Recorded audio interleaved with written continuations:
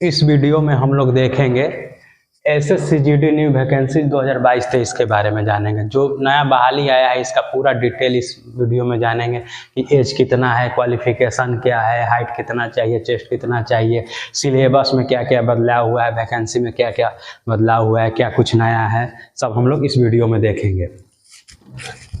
ठीक है, इसका फॉर्म कल से यानी कि 27 अक्टूबर से भरा रहा है और अगले महीने के 30 नवंबर तक बढ़ाएगा, यानी कि अगला महीना में 30 तारीख तक भराएगा। ठीक है, पेमेंट का लास्ट डेट है 1 दिसंबर, यानी कि इस साल के अंत तक, यानी कि इस 1 दिसंबर तक आपका पेमेंट कर सकते हैं, लास्ट डेट है। लेकिन फॉर्म भराने का डेट है 27 अक्टूबर से लेके 30 नवंबर तक। ठीक है, यानी कि कल से फॉर्म भराना शुरू हो गया है।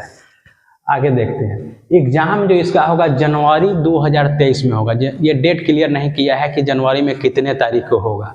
2023 में होगा जनवरी में, यानी कि अगले साल के शुरुआत में ही हो जाएगा एग्जाम।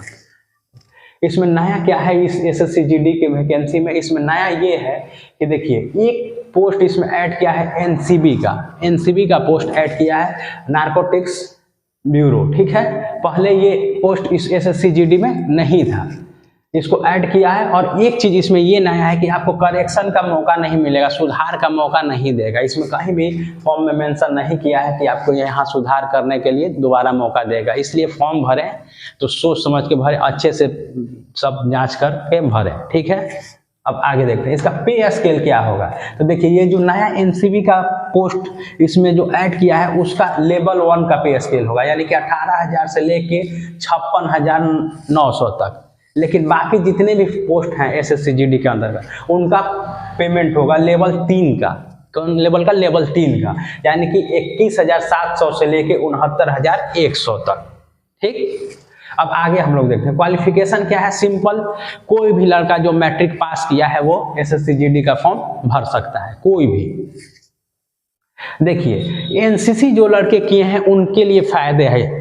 उनके लिए क्या है कि उनको एग्जाम में 5% का छूट मिलेगा, जिनका सी लेवल का सर्टिफिकेट है एनसीसी में, और जिनका बी का है उनको 3% का छूट मिलेगा एग्जाम में मार्क्स में, और जो ए लेवल का सर्टिफिकेट है एनसीसी का उनको 2% का मिलेगा छूट। कितना? 2% का। ठीक है, अब आगे देखते हैं।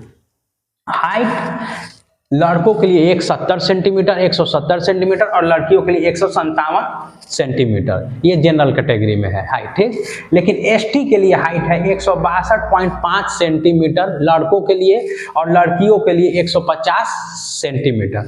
और भी अदर कैटेगरी में कुछ इसी तरह है।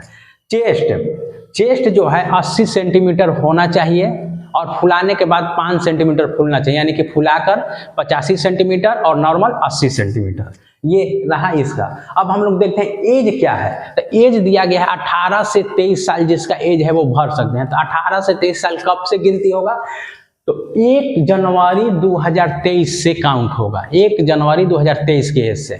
ठीक है, लेकिन कोविड आ गया था, कोरोना आ गया था, उसके कारण सभी जात के लड़कों को छूट दिया, चाहे जनरल हो, ओबीसी हो, एससी एसटी हो, सबको 3 साल का छूट दिया गया। तो 3 साल का छूट हो जाएगा, तो 23 दिन कितना हो जाएगा? 26 साल का एज तक। यानी और ये कब से कब तक मान्य रहेगा? जिनका भी जन्म 2 जनवरी 1997 से पहले ना हुआ हो, यानी कि 2 जनवरी 1997 के बाद जिनका जन्म है वो इस फॉर्म को भर सकते हैं।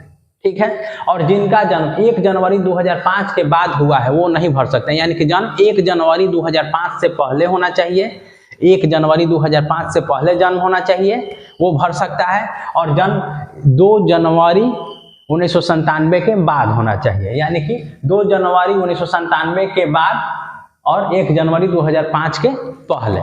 ठीक, अब देखते हैं इसमें पोस्ट कितने हैं। टोटल पोस्ट है 24,369, 24,369 टोटल पोस्ट है। अलग अलग का वैकेंसी है। देखिए, बीएसएफ का है 10,497, जिसमें मेल के लिए है, पुरुषों के लिए, लड़कों के लिए है 8,922 और लड़कियों के लिए 1,575। सीआईएसएफ का है टोटल 100 सीट, जिसमें लड़कों को 90, लड़कियों को 10।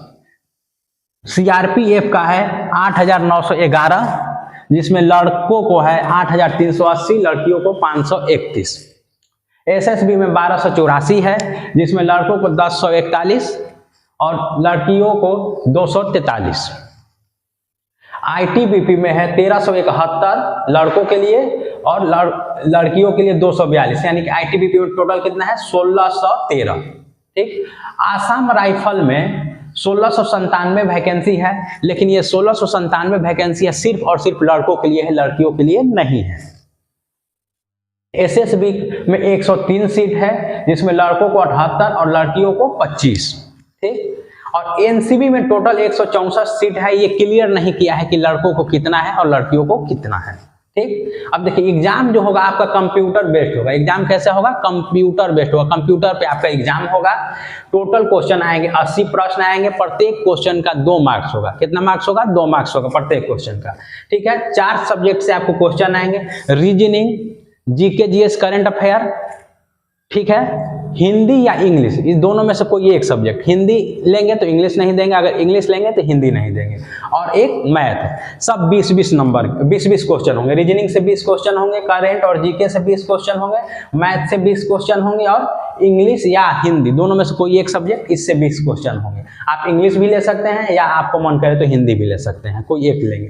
ठीक, मैथ जो होगा आपको 10th लेवल तक का आएगा। साफ साफ फॉर्म में लिखा हुआ है कि 10th लेवल तक का मैथ आएगा, यानी कि ज्यादा आपको डीप में जाने का जरूरी नहीं है। ठीक, कुछ चैप्टर आप गिने चुने अच्छे चैप्टर पढ़ लेंगे तो आपका मैथ क्लियर हो जाएगा। ठीक है, अब देखिए जो मार्क्स होगा, इसमें मार्क्स में बदलाव किया है निगेटिव मार्किंग में। पहले क्या करता था?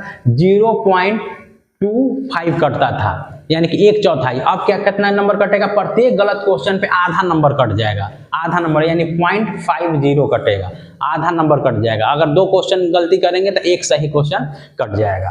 ठीक, और वैकेंसी अभी इतना ही नहीं है, वैकेंसी अभी और भी बढ़ेंगे, क्योंकि ये तो अभी ये दे दिया है। जब तक एग्जाम नहीं हो जाता है इसमें कुछ ना कुछ वैकेंसी ऐड होते रहेंगे। ठीक है, धन्यवाद।